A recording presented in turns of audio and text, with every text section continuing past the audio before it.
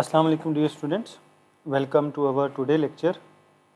In our today lecture, we will be discussing that how average, marginal and total revenue curves will be drawn in case of monopoly.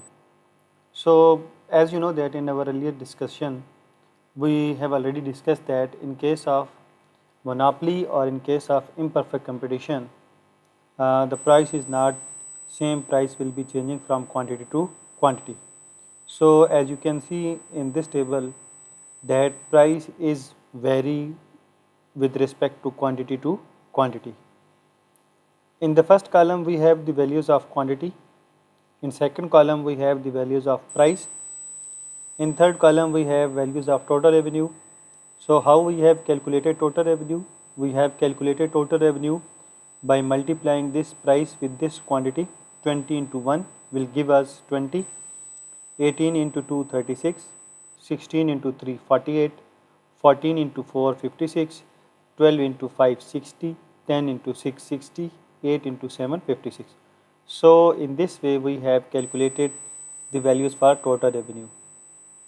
So for average revenue, we also know that average revenue and price both are equal, either it is perfect competition or imperfect competition. But we can calculate average revenue by dividing total revenue with quantity. So here we have divided total revenue with quantity.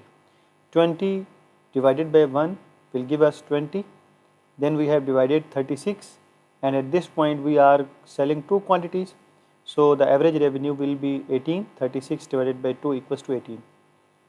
At this point we are selling three quantities and our total revenue is 48. So we have to divide this 48 by 3, which gives us 16. And here we have total revenue of 56, and at this point we are selling four quantities. So we have to divide 56 by 4 and it will give us 14.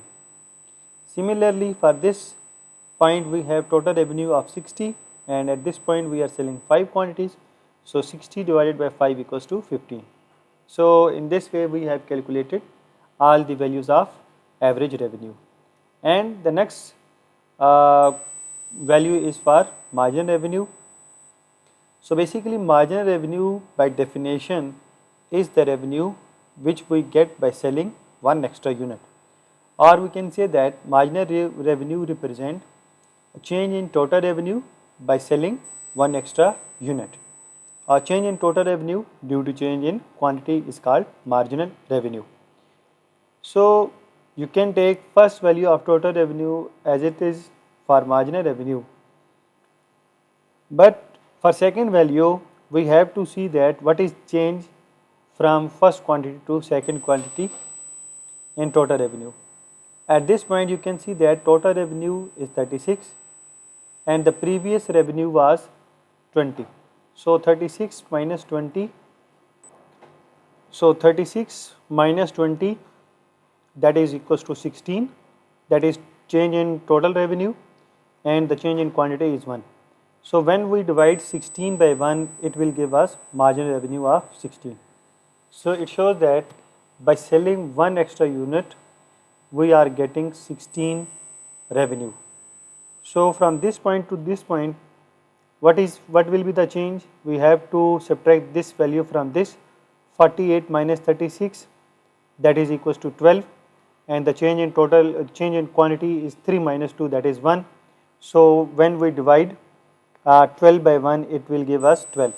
Similarly from this point to this point our total revenue is 56 and previous total revenue is 48. So we have to subtract this value from this. 56 minus 48 will give us 8, and 4 minus 3 will give us 1. So 4 minus 8 divided by 1 equals to 8. So from this point to this point the change is 4.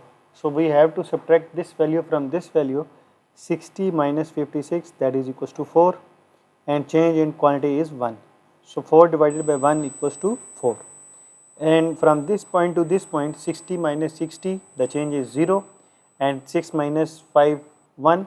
So when change is 0, so the answer will be 0. And for last value we have to subtract this value from this. 56 minus 60 will give us minus 4, as the biggest value have or the largest value have minus sign, so it will be minus 4. So in this way we have calculated average revenue, total revenue and marginal revenue. So now we will draw the graph of total revenue, average revenue and marginal revenue.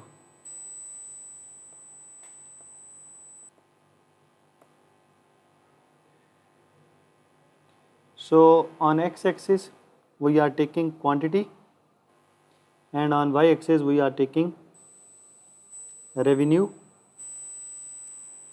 Sorry, it will be like this. So 1, 2, 3, 4, 5 and 6, and we have total quantities of 7. So when we are selling first unit, our total revenue is 20, then 18, then 16 and then so on. So we have to write all the values in such a way that it will cover both the values of average revenue and marginal revenue. So by starting from 0, we have marginal revenue of 4, then it is 8, then 10, then 12, then 14, then it goes to 16, then 18 and the last value will be 20. So when we are selling first quantity, our total revenue, our average revenue is 20. So first and 20 we will make a dot here. Then at second point our average revenue is 18. So we have to draw a point or dot in between 2 and 18, that would be here. Then 16, 14 and up to so on. So when we join these graph dots, it will give us the curve of average revenue and far as price as well, and we call it as demand curve as well. So now we will draw the curve for marginal revenue. So when we are selling first quantity, our marginal revenue is 20. So we will draw a circle here. When we are selling two quantities, our marginal revenue is 16. So 2 and 16, we will draw a circle here. And at 3 quantities, our marginal revenue is 12 here. And at 4 quantities, our marginal revenue is 8. And at 5 quantities our marginal revenue is 4, and at 6 quantity our marginal revenue is 0, and at 7 quantity our marginal revenue is minus 4. So we will draw a circle here. So when we join these points, we will get graph or marginal revenue. So keep in mind that the slope of marginal revenue is greater than the slope of average revenue. Okay. Slope of marginal revenue is greater than the slope of average revenue. So in this way we can draw the curve of average revenue and marginal revenue. Similarly, if you want to draw the curve of total revenue, you can draw by putting all the values of total revenue on y-axis, and x-axis you can take the values of quantities. For example, I am taking only 5 values, and total revenue is 20, then it is 36, then it is 48. So at first unit our total revenue is 20, then at second unit it is 36, and at third it is 48 and goes on. So when we joined all these graphs or points, it will give us total revenue curve. I hope that you will able to learn about the graphs of average revenue, marginal revenue and total revenue under perfect computation. If you have any question regarding this topic, you can ask me in comment section.